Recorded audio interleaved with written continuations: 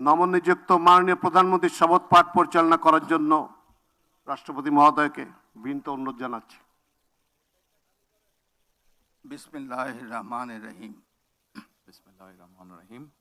আমি সশ্রদ্ধ চিত্তে তারেক রহমান সশস্ত্র চিত্রে শপথ করিতেছি যে আমি আইন অনুযায়ী সরকারের প্রধানমন্ত্রী পদের কর্তব্য বিশ্বস্ততার সহিত পালন করিব।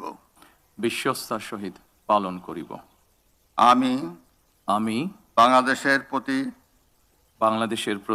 অকৃত্রিম বিশ্বাস ও আনুগত্য পোষণ করিব। আমি সংবিধানের রক্ষণ সমর্থন ও নিরাপত্তা বিধান করিব। আমি ভীতি বা অনুগ্রহ অনুরাগ বা বিরাগের বশবর্তী না হইয়া সকলের প্রতি আইন অনুযায়ী যথাবিহিত আচরণ করিব। এবার মাননীয় প্রধানমন্ত্রীর গোপনীয়তার শপথ পাঠ পরিচালনা করার জন্য রাষ্ট্রপতি মহোদয়কে বিনীত অনুরোধ জানাচ্ছি। আমি তারেক রহমান সশস্ত্র চিত্রে শপথ করিতেছি যে সরকারের প্রধানমন্ত্রী রূপে যে সকল বিষয় আমার বিবেচনার জন্য আনিত হইবে বা যে সকল বিষয় আমি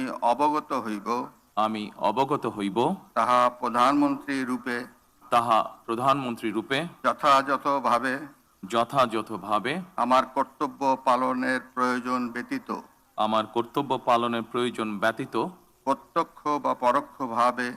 প্রত্যক্ষ বা পরোক্ষভাবে কোনো ব্যক্তিকে জ্ঞাপন করিব না বা কোনো ব্যক্তির নিকট প্রকাশ করিব না। ধন্যবাদ।